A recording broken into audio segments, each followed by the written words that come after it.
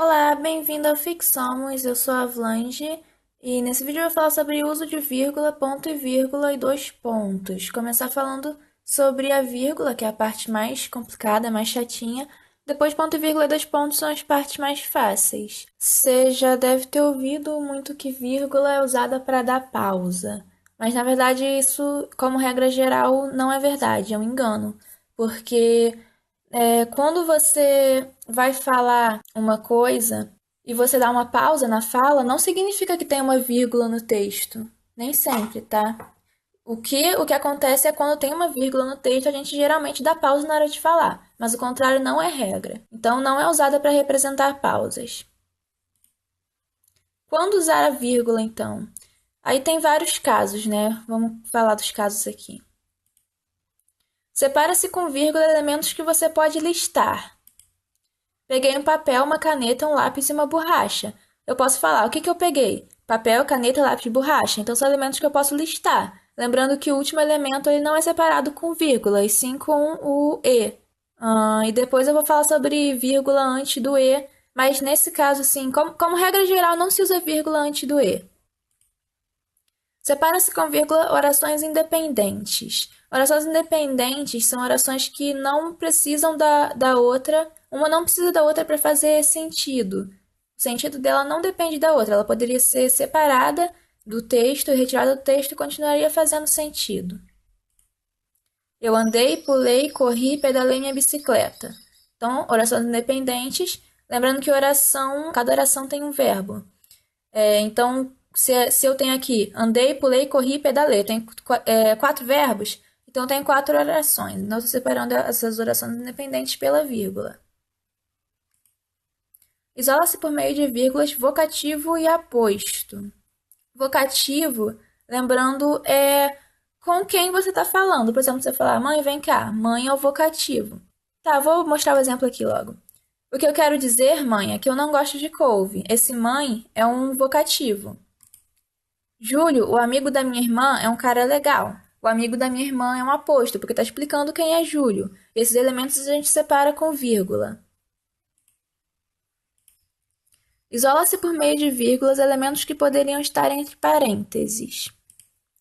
O Brasil, caso você não saiba, está na América do Sul. Então, se você vir alguma coisa que poderia muito bem estar sendo usada entre parênteses ou então entre travessões, significa que você pode usar a vírgula nesse caso. Usa-se vírgula antes de mais, porém, entretanto, todavia, contudo, etc. Ou seja, são elementos, são conjunções que indicam orações adversativas. Então, tudo que for sinônimo de mais, porém, entretanto, você coloca uma vírgula antes. Eu não gosto disso, mas vou comer. E lembrando que essa regra, na verdade, várias vezes ela é quebrada pela licença poética, mas se você quiser escrever um texto no padrão, na norma culta, você usa vírgula antes dessas palavras. Usa-se vírgula antes de pois. Não fui ao show, pois meu pai não deixou. O pois, ele é um sinônimo de porquê, mas antes do porquê você não é obrigado a colocar vírgula. Já antes do pois você é obrigado a botar vírgula porque essa é a regra. Usa-se vírgula depois de advérbios ou locuções adverbiais que venham antes do sujeito. Hoje de manhã acordei ansiosa. Na praça eles estavam me esperando. Essas locuções adverbiais, você pode reparar que elas vão indicar ou o modo, como alguma coisa aconteceu, o tempo em que aquilo aconteceu, como hoje de manhã, ou o lugar, na praça. No caso, eu não botei aqui de modo, mas, por exemplo, felizmente estou, sei lá, na faculdade. Esse felizmente é um advérbio de modo. Então, quando esses advérbios vierem antes do sujeito, no caso, o sujeito na primeira frase, hoje de manhã acordei ansiosa, o sujeito é eu, só que tá oculto, né? E na segunda, eles estavam esperando, eles é o sujeito. Então, quando esses advérbios ou locuções vierem antes do sujeito, você usa vírgula. Agora, quando não usar a vírgula? Não se usa vírgula antes de advérbios ou locuções adverbiais que venham depois do sujeito. Acordei ansiosa hoje de manhã, eles estavam me esperando na praça. Isso aí é simples, né? Antes do sujeito você usa vírgula, depois do sujeito você não precisa usar vírgula. Não se usa vírgula entre sujeito e predicado. Essa daí é uma coisa que muita gente faz isso quando não é para fazer, usa vírgula entre sujeito e predicado. E aí é tão comum que eu até tirei uma foto há um tempo, quando eu fui no cinema, e o filme Divergente estava em cartaz. E aí eu tirei essa foto aqui do cartaz, e o cartaz está usando vírgula entre sujeito e predicado. O que te faz diferente te torna perigoso. O que te faz diferente é o sujeito, porque é aquilo, o elemento do qual você está falando. E te torna perigoso, torna é o verbo que se refere ao sujeito, e te torna perigoso, então é o predicado. Então não se deve separar nesse caso, não se deve separar com vírgula, porque entre sujeito e predicado não existe vírgula. Não se usa vírgula entre verbo e objeto. Também é uma coisa que as pessoas cometem, um erro que as pessoas cometem muito. Minha mãe comprou, vírgula, um vaso de flores. Tá errado. O certo seria minha mãe comprou um vaso de flores sem essa vírgula. Mesmo se você for dar uma pausa na hora de falar essa frase, isso é só na oralidade. Não é para botar vírgula na frase escrita.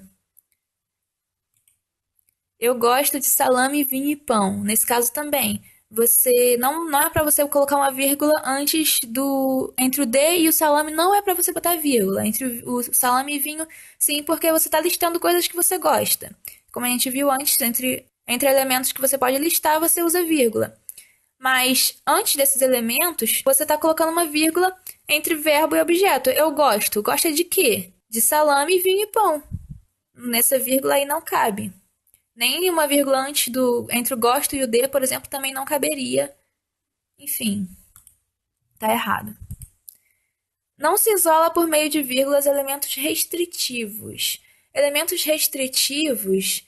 Deixa eu mostrar os exemplos aqui. A menina que era brasileira morreu. A menina que era brasileira morreu. No primeiro caso, a menina que morreu é a menina que era brasileira. Então, esse que era brasileira está restringindo a menina. No outro caso, a menina, vírgula, que era brasileira, vírgula, morreu. Quem morreu foi a menina, e a menina era brasileira. Então, esse que era brasileira é um elemento explicativo e não restritivo, por isso que a gente coloca entre vírgulas.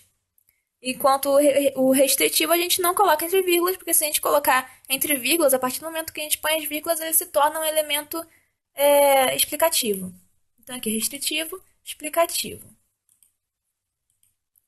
Não se usa vírgula entre orações que tenham relação entre si, mas que não estejam unidas por conjunção. Orações que tenham relação entre si, ao contrário das orações independentes que a gente falou mais cedo. Resolva isso você, eu vou dormir. Eu vou dormir é uma oração que tem a ver com a oração anterior, resolva isso você. Eu tô mandando você resolver porque eu vou dormir. Mas eu não estou usando o porquê, eu não estou usando nenhuma conjunção para unir essas duas orações. Então, nesse caso, eu não posso usar vírgula. Eu vou usar o ponto vírgula nesse caso, mas eu vou falar disso mais à frente. Mas vírgula não pode. Um exemplo desse exemplo com uma conjunção. Resolva isso você, pois eu vou dormir. Aí tá ok. Vírgula antes do E. O E, nesses casos polêmicos, ele é uma conjunção. E aí, vamos ver aqui. Quando a gente usa vírgula antes do E, quando a gente não usa vírgula antes do E. Usa-se vírgula antes de E se as orações separadas por essa conjunção tiverem sujeitos diferentes. O céu é tão lindo e a noite é tão boa. É uma letra daquela música de festa junina, né? Foi a primeira coisa que me veio à cabeça. Então, o céu é tão lindo é a primeira oração. O sujeito dessa oração é o céu. A segunda oração é a noite é tão boa. O sujeito da segunda oração é a noite. Então são sujeitos diferentes, logo eu posso usar a vírgula antes do E. Mas não se usa vírgula antes de E se as orações separadas por essa conjunção tiverem o mesmo sujeito. Maria ligou o rádio e pegou no sono. Aqui, o sujeito de todas essas duas orações é Maria. Então eu não uso a vírgula nesse caso. A vírgula antes de E é facultativa se essa conjunção tiver função diferente de adição. Ficou tudo ão, mas é isso aí mesmo. O Brasil jogou muito mal e venceu. É uma oração adversativa. O E poderia ser substituído por mais, por porém. O Brasil jogou muito mal, mas venceu. Então esse E não está tendo função de adição, está tendo função de elemento adversativo. Então eu posso usar a vírgula, assim como eu posso não usar, se eu não quiser, é facultativo, é opcional. Ponto e vírgula agora. Ponto e vírgula é fácil, vamos lá. Usa-se ponto e vírgula para separar orações que tenham relação entre si, mas que não estejam unidas por conjunção. É como eu falei lá em cima. Resolva isso você, eu vou dormir. Se eu não estou usando a conjunção, então eu tenho que separar com ponto e vírgula. Ponto e vírgula pode substituir a vírgula para enumerar elementos. E aí, nesse caso, eu acho que é mais usado o ponto e vírgula para substituir a vírgula se você já tiver dentro dos elementos enumerados, se você já tiver vírgulas. Aí eu fiz um exemplo aqui.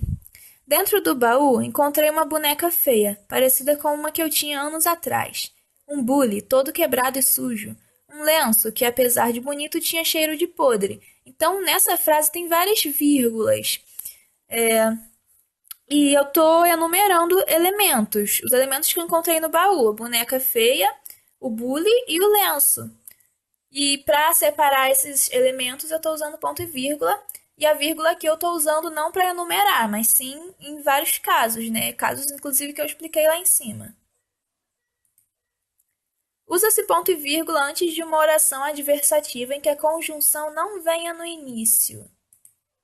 Eu gosto de frutos do mar. Ela, porém, não gosta. A conjunção, no caso, a conjunção adversativa é o porém.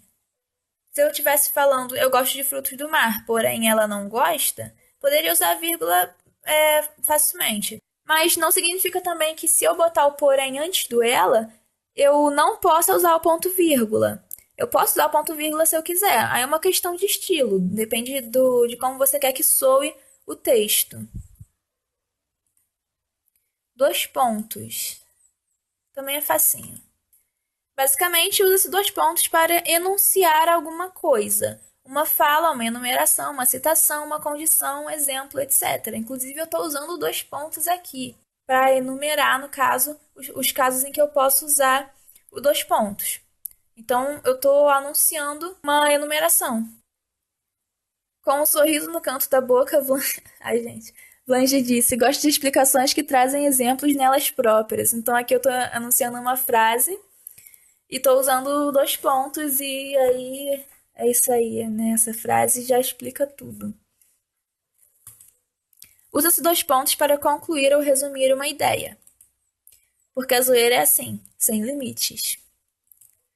Então é isso aí, espero que você tenha gostado do vídeo. Espero que tenha ajudado também, né?